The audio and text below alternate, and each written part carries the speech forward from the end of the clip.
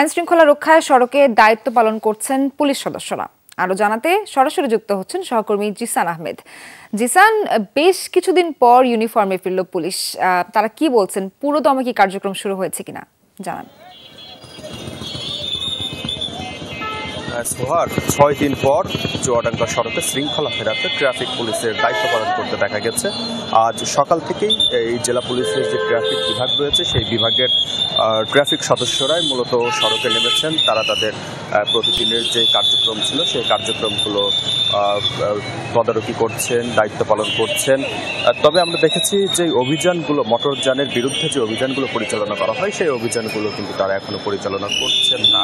তারা বলছেন যে ধীরে ধীরে তাদের সকল প্রক্রিয়া কিংবা সকল কার্যক্রম শুরু হবে। আমরা দেখেছিলাম যে এই ট্রাফিকের পাশাপাশি কিন্তু আনসার সদস্যরা, রোভার স্কাউটের সদস্যরা, সাধারণ শিক্ষার্থীরাও দায়িত্ব পালন করছেন সড়কে শৃঙ্খলা ফেরাতে, যানজট নিরসনে।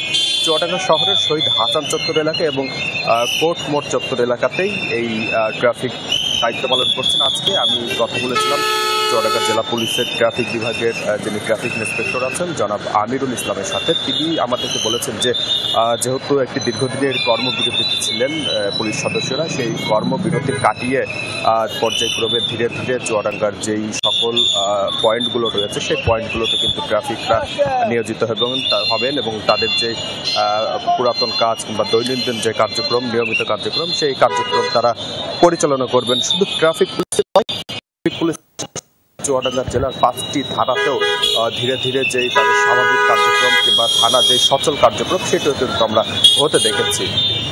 ধন্যবাদ আপনাকে।